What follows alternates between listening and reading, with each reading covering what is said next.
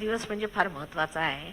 आणखीन औरंगाबादला आलो म्हणजे आपल्या घरी आल्यासारखं वाटतं मला. जवळच इथून पैठण म्हणजे प्रतिष्ठान आहे, तिथे आमचे पूर्वज राहिलेले आहेत. ते सगळं आपल्याला माहितीच आहे.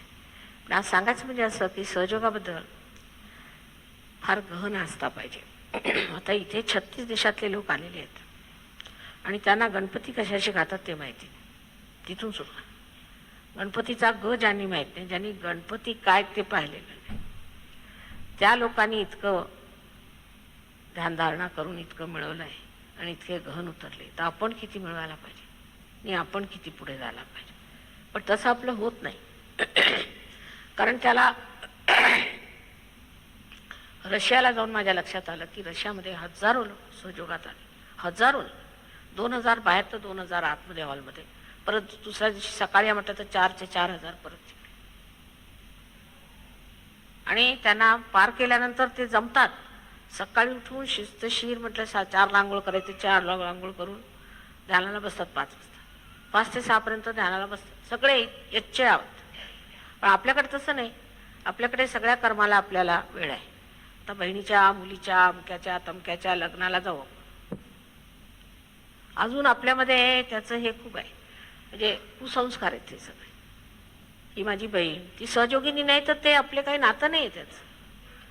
ह्याची सोयरे होती म्हणून सांगितलेलं आहे ज्ञानेश्वरांनी.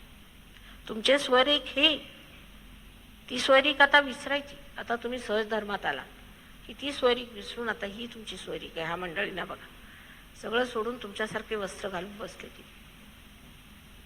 तसंच आपणही आपलं हृदय उघडलं पाहिजे. माझी बहीण अशी, आता कुठे गेलं की माझ्या भावाच्या आईला, भावाच्या बायकोच्या आईला अमुक रोग आहे म्हणून हजर करतो पहिल्यांदा. सगळा हाच विचार की माताजींचा कसा उपयोग करून घ्यायचा. अरे माझं काय फायदा करून घ्यायचा आहे, मला आत्म्याला मिळवायचं आहे, मला आत्म्यामध्ये उतरायचं आहे, माझं स्वतःचं उत्थान मला करून घ्यायचं आहे. ह्याच्यात राहिलं काय, बाकी सगळं तर आहेच, त्याला काही अंत नाही. अमुक झालं तमुक झालं, नुसते जगावरचे प्रश्न माझ्यासमोर ठेवायचे. पण मग मला असं वाटतं की हे लोक देवाला शोधतायत का काय, जगाच्याच काहीतरी गोष्टी शोधत फिरत आहेत. आणि सहयोग वाढायला पाहिजे. जो आपला वारसा आहे, हजारो वर्षांनी जी इथे संत साधूंनी एवढी मेहनत केली नाही, ह्या जमिनीत आपलं रक्त होतेलं आहे, त्या ठिकाणी तर सहयोग एकदम वाढायला पाहिजे. पण आता एखादा दुष्ट येऊ द्या, भामटा येऊ द्या, पैसे घेणारा येऊ द्या, किंवा हजारो येऊन उभे राहते. ते सत्य साईबाबाचं भूत असलं किंवा कोणाचे भूत असलं, ते पहिल्यांदा त्यांच्या पायावर हजारो लोक येणार. पण तो देतो काय ते बघा. म्हणे हिरे देतो. अहो हिरे घ्यायला तुम्ही बाजारात जा, त्याला देवधर्म कशाला पाहिजे असा. हा काही देवधर्म झाला आजपर्यंत कोणत्याही संतांनी किंवा कोणत्या अवतरणाने हिरे आणि हे वाटले ते का. आणि तो तुम्हाला देणार नाही, तो श्रीमंत लोकांना देतो आणि घेतो त्यांच्याकडनं. मग ह्या अशा गोष्टींमध्ये फसून आपण जे आता पाहून चाललो आहे ते जरासं सुधारायला पाहिजे. आणि तेच मला आश्चर्य वाटतं की हिंदुस्थानामध्ये सहयोग तेवढा पसरत नाही, एवढा पसरत नाही. आता पुण्याला, मुंबईला किंवा म्हणतो दिल्लीला बरं चाललं आहे. पण तरीसुद्धा तुम्ही सगळ्यांना जाऊन सांगायला पाहिजे की आता तुम्ही बसलेत कशासाठी, आत्मसाक्षात्कार घ्या. याच्यासाठी सगळा धर्म केला, आजपर्यंत एवढी मेहनत केली, आता याच्या पुढे काय करायचं आहे, तुम्हाला काय मिळवायचं आहे, बोलायला पाहिजे. पण आपण आपल्याला असतो आणि ते आपले गुरुचे झेंडे लावून फिरतात. आणि सगळे भामटे तिथून तिथून, मी सांगते तुम्हाला, सगळे भामटे. त्या गुरूंमध्ये मला अस्सल एकही दिसत नाही. असला तर मी स्वतः सांगेन की आहे म्हणून. पण सगळे इथून तिथून भामटे आहेत, तुम्हाला लुटायला बसले. त्यांचं तुमच्या प्रॉपर्टीवर, पैशावर, बायकांवर, मुलांवर, सगळ्यांकडे नजर, पण तुमच्या आत्म्यावर नजर नाही. तेव्हा तुम्हाला स्वतःचं भलं करून घ्यायचं आहे ना. कोणत्या तरी गुरुच्या पाठी लागू आपण वाया जाऊ, हीच कल्पना सुद्धा तुम्हाला येत नाही. बहुतेक लोकांना कॅन्सरचा रोग, हा रोग ह्या गुरूंच्यामुळे होतो. कारण हे काहीतरी प्रेतविद्या, स्मशानविद्या, भूतविद्या करतात सरळ, आणि लोकांना आपल्याकडे आकर्षून घेतात आणि पैसे काढत असतात सारखे तुमचे. काय गुरुला तुमच्या पैशाची काय गरज असायला पाहिजे. आज आम्ही श्रीमंत घराण्यातले, साहेबांची मोठी पदवी म्हणून आम्ही सगळं घालतो. उद्या जर आम्ही गरिबाच्या घराण्यात जन्माला असतो, गरिबीत राहिलो असतो, आम्हाला काही त्रास होत नाही कुठे झोपायला. काय तुम्ही म्हणाल तर इथे मी झोपू शकतो. पण ह्यांचं लक्ष कुठे आहे, ह्यांचं पाहिलं पाहिजे. नशे अनेक गुरु आहेत तरतरीचे, त्याचं एवढं बोकाळलेलं ते गजानन महाराज, केवढा त्रास झाला बाबा मला त्या माणसाचा, भयंकर त्रास आहे काय म्हणा. ते फारच वाईट मनुष्य होता. ज्यांनी त्याची पोथी वाचली त्याला काही ना काहीतरी रोग होणार. 50 वर्षापर्यंत तो मनुष्य टिकला तर नशीब समजायचं. आता मी स्पष्ट सांगते तुम्हाला, म्हणजे आता त्याच्या पोथ्या बिथ्या त्या गोदावरीत तुम्ही घाला. ज्यांनी त्यांच्या पोथ्या वाचल्या त्यांचे चेहरेच असे होऊन जातात की विश्वासच वाटत नाही. सहयोगात येऊन सुद्धा चालू असतं त्यांचं काम. तर इकडे लक्ष घालायला. धर्म म्हणजे काय? धर्म म्हणजे आपल्यामध्ये जी धारणा होते, धारयतीचा धर्म, जी आपल्यामध्ये धारणा होते तोच धर्म आहे. आणि ती धारणा काय आहे तर आपल्यामध्ये 10 धर्म आहेत. ते धर्म आपल्यामध्ये जागृत झाले पाहिजे. ते कुंडलिनीशिवाय होऊ शकत नाही. उद्या मी म्हटलं तू खोटं बोलू नकोस, तसं जमणार नाही. म्हटलं चोरी करू नकोस, ते जमणार नाही. उद्या म्हटलं की तू कोणतरी लंथन करू नकोस, कुणाला दुखवू नकोस, तसं जमणार नाही. पण हे धर्म आपोआप आतमध्ये जागृत झाले. पण सांगायची गरज काय? आपोआपच घडतं सगळं. काय आपोआपच सुटतं, काही सांगावं लागत नाही, आपोआपच सगळं होतं. कारण तुमच्यात ते धर्म आहेत. जसे आहे तुम्ही पणत्या लावल्यात किंवा समया लावलेल्या आहेत, त्या समयांना फक्त जर दीप लावला तर त्यांचा प्रकाश येणारच की. तसाच तो प्रकाश, पण तो कार्यान्वित होतो. तो नुसता प्रकाश नाही, त्याचं कार्य घडतं. आणि त्या कार्याने मनुष्याला सशक्तता येते. सशक्त झाला, त्याच्यात ती शक्ती आली म्हणजे मग तो कोणत्या यायला गेला जुमानत नाही. आणि केवढं मोठं आपल्याजवळ दान आहे. साधू संतांचं आहे, शिवाजी महाराजांचं आहे. काय पुरुष होता तो? तो पण एक आत्मसाक्षात्कारी महापुरुष होता. तोही आपल्या इथे होऊन गेले. तेव्हा आपलं तसं आयुष्य झालं पाहिजे हे शिकलं पाहिजे. ह्यांच्यापासून काही शिकण्यासारखं तसं विशेष नाही. मी तुम्हाला सांगते, एकच शिकण्याचं आहे की ज्यांनी कधी गणपतीला जाणलं नाही, ते कोणाला माहिती आहे, ते एवढे गहन कसे उतरले. तेव्हा ह्यांच्यात काहीतरी गहनता आहे. बाकी जे आपण आपली फॉरेनच्या लोकांचं शिकायला म्हणतो त्यांच्यात काही शिकण्यासारखं नाही. त्यांच्या संस्कृतीत काहीही चांगलं नाही. सगळा सर्वनाश होतोय तिकडे. तुम्ही बघाल तर लंडनसारख्या, इंग्लंडसारख्या देशामध्ये 2 मुलांना 1 आठवड्यात आईबाप मारत असतात. असं म्हणजे त्याचं आहे. आपल्याकडे कोणी मारतं का मुलांना? लहान लहान मुलांना कोंडून मारतात, चिडून, आई वडील. आणि पुष्कळशे मुलं, 8-9 वर्षाचे मुलं आपल्या आजोबा आजीला मारून टाकतात. असले भयंकर प्रकार आहे. रस्त्याने तुम्ही चालले तर तुमची पर्स सोडून घेतील, तुमच्या घेतील, सारखं माऱ्या नुसत्या चाललेल्या आहेत. अमेरिकेत तर तुम्ही जाऊ शकत नाही दागिने घालून, सगळं ओढून घेतील, वाढून घेतील. ड्रग्स काय आले त्यांच्याकडे, असे घाणेरडे रोग आलेले आहेत. सगळा प्रकार इतका भयंकर आहे. त्यासाठी हे इथे आले, शांतीसाठी. तर आपल्याला वरदान आहे बरंच. देवकृपेने आपल्या संस्कृतीमुळे आपल्याजवळ पुष्कळ वरदान आहे. आपल्या वागण्यात, आपल्या समजण्यात पुष्कळ फरक आहे. पण फक्त धर्माच्या बाबतीत आपण कोणते आहोत? धर्म कुठे आहे? आतमध्ये. तो धारणा झाला. तो झाल्याशिवाय बाह्यातले धर्म माणसाने केलेले धर्म आहे. अहो देवळामध्ये सुद्धा काय प्रकार चालले तुम्हाला माहिती आहे? मला सांगायला नको. नुसते पैसे उकळायचे. आणि आमच्या आता महालक्ष्मीच्या देवळामध्ये मुंबईला तर ते गांजा बिंजा विकतात अगदी सर्रास. म्हणजे हे काय? देव झोपी गेलाय का? ह्या लोकांची राक्षसीपणा एवढा वाढलाय की तिथून उठूनच गेला. असे प्रत्येक देवळामधले प्रकार. तुम्हाला खंडोबाच्या देवळाचं म्हणा तर काय आहे, तुमच्या आपलं विठ्ठलाचं देऊळ आहे कोल्हापूरला, ते काय कमी लोक आहे? प्रसिद्ध आहे. का असं होतंय? लोक म्हणते आहो तुम्ही देव देव म्हणता, मग असं कसं होतं? माताजी देव हा आहे पण तुमच्या खिशात नाही. तुम्ही जसं म्हणाल तसं देवाला वागू शकत नाही, त्याला वाटेल तसं करू शकत नाही तुम्ही देवाला. देव हा आहे, तो जाणून घेतला पाहिजे कसा आहे. तो जाणल्याशिवाय आपण उगीच प्रत्येक देवळात देव बघतो तसं नाही. आहेत आता स्वयंभू आहेत तेवढे देवळं ती ठीक आहेत, पण ते खराब करून टाकलं. माणसाला काही दिलं तरी तो खराब करून टाकतो. जंगल तसं स्वच्छ असेल, 4 माणसं जाऊन राहतील तर घाण होणार. तसंच धर्माचं करून ठेवलेलं आहे.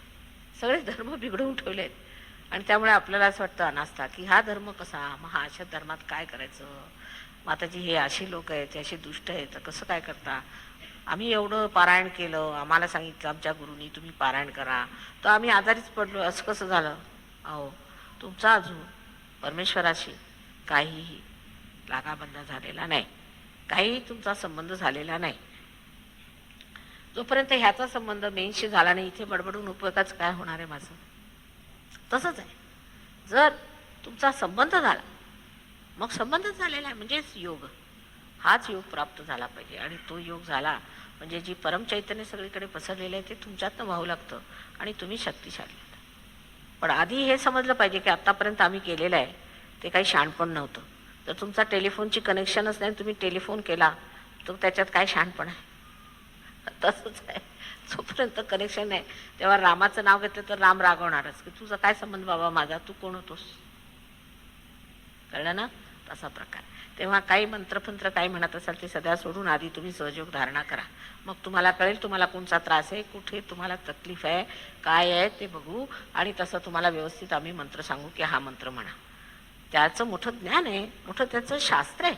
उठल्या सुटल्या एक मला मंत्र दिला, काय अमका काय तमका, अरे काय बघू दिला का काय असंच देतोय, आणि त्याला पैसे दिले, गाडावही दिल ते, त्याला कशाला गुरु पाहिजे मंत्र द्यायला. असा अगदी सांगोपांग विचार पाहिजे. जर तुम्हाला असे चाणाक्षपणा नसला तर मूढांसाठी सहयोग नाही आहे.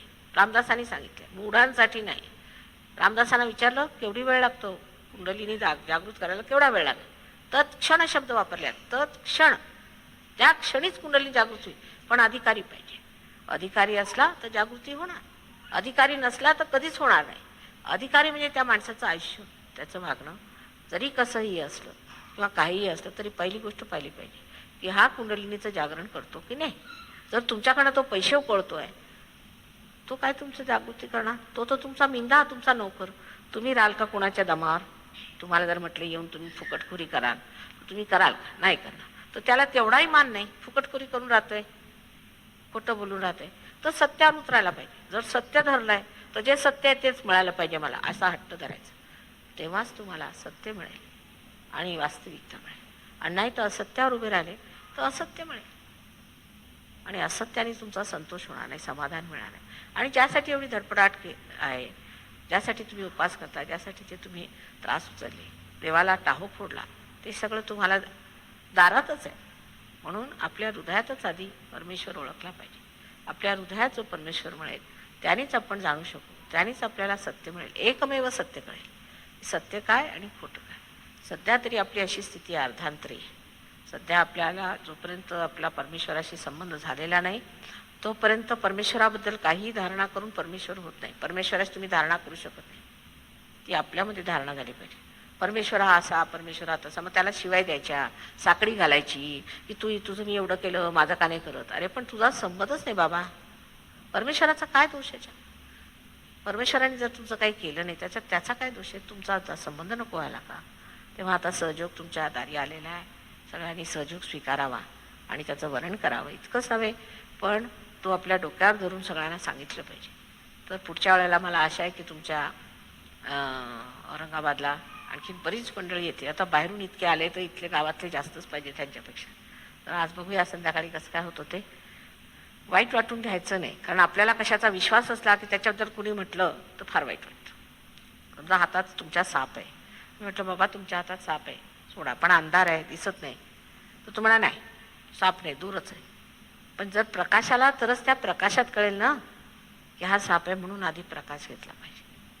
तेव्हा सगळ्यांनी पूर्णपणे लक्षात घेतलं पाहिजे, सहयोगाने सुद्धा, की अजून ज्यांना प्रकाश मिळाला नाही त्यांना प्रेमाने समजावून वळवून घ्यायचं. त्यांना म्हणायचं बघा आमचं आयुष्य कसं बदलत चाललं. पण तुम्हाला आश्चर्य वाटेल, सगळ्या गोष्टी पुढ्यात येतील. आधी ते मागायचं नाही, आधी मागायचं आम्हाला प्रकाश दे, आधी आम्हाला परमचैतन्य दे, आणि त्याच्यानंतर सगळं पुढ्यात जिथे जाल तिथे अगदी समोर दत्त. काहीही कोणतेही प्रश्न राहणार नाही, सगळं अगदी व्यवस्थित होईल. तेव्हा तुम्ही कृपा करून सहयोगामध्ये गहनता प्राप्त करा. बाकी सगळं व्यवस्थित होणार आहे. त्या गोष्टींकडे लक्ष देऊ नका, फक्त सहयोगाकडे लक्ष द्या. आणि आपल्यातला आत्मा जो आहे तो जागृत झाला की नाही, त्याची पूर्णपणे आपल्याला प्रचिती आली की नाही, आपण गहनात आता उतरलो की नाही, आणखी निर्विचारितेच्या पलीकडे निर्विकल्पतेत आपण उतरलो की नाही, इकडे लक्ष द्या. उगीच सहयोग म्हणजे काहीतरी जसं बाजारात जायचं तसं एक सहयोग असा ज्यांनी केला त्यांना सहयोगाचा कोणताच लाभ होणार नाही. गहनात उतरलं पाहिजे, वेळ दिलं पाहिजे. आजकाल वेळ कमी आहे, पण सहयोगाला 10 मिनटं सकाळी संध्याकाळी 10 मिनटं पूर्ण आदराने केलं की झालं, सगळं व्यवस्थित होतं. त्याला काही जास्त करावं लागत नाही. जमिनीवर नको बसाल, त्यांना वरती बसाल, वर बसा, तिकडे बसा, थोडी जागा.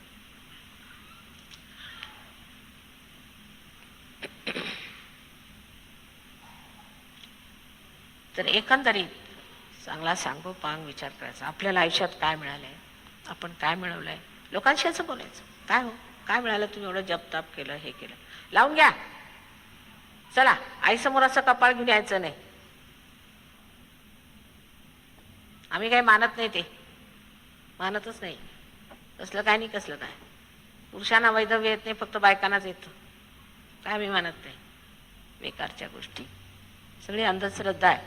आपल्याला ती अंधश्रद्धा ठेवायची नाही. पहिल्यांदा डोळे उघडायचे, प्रकाशात यायचं आणि जे व्यवस्थित ते बघायचं. रूढीगत, फार रूढीगत आहे सगळं. त्या रूढीला तोडून टाकलं पाहिजे आणि समजलं पाहिजे की आपणच त्या मोठ्या मंदिराचे आपणच खांब आहोत आणि आपल्यावरच तो सगळा आधार होणार. तर तुम्ही सुरुवातीचे सहयोगी आहात म्हणून मी तुम्हाला फार समजावून सांगितलं, पण तुम्ही काही सगळ्यांना सांगत सुटू नका. हळूहळू त्यांची सुटका करा. नाही तर जाऊन सांगितल्यावर की अरे बाबा तुझा हा गुरु आहे, त्याला सोड, तर ती तुम्हाला मारायलाच धावती. तर शहाणपणा कर, व्यवस्थित आरामात समजून त्यांना सांगायचं, हे सोडा, याने काय मिळालं तुम्हाला, इतक्या दिवस तुम्ही केलं तर काय मिळालं, तुमच्या आईवडिलांना काय मिळालं, आता हे कशाला करता फालतूचं.